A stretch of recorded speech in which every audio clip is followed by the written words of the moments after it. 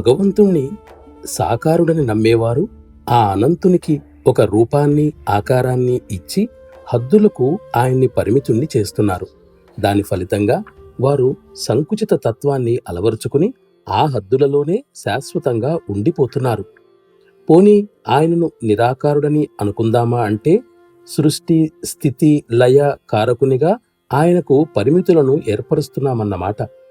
ఆయనను శక్తి స్వరూపునిగా తలవడం కూడా ఒక విధంగా పరిమిత భావనే.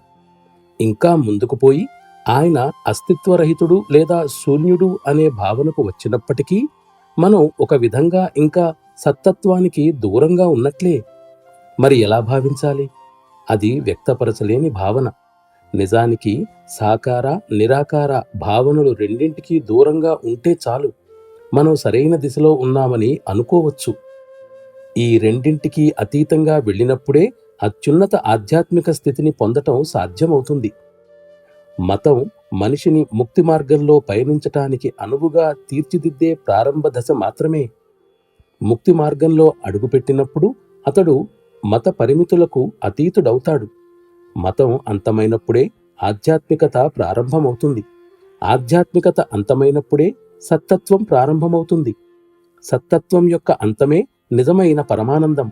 అది కూడా అంతమైనప్పుడు మనం గమ్యాన్ని చేరినట్లే. అది మాటల్లో వర్ణించలేని మహోన్నత స్థితి.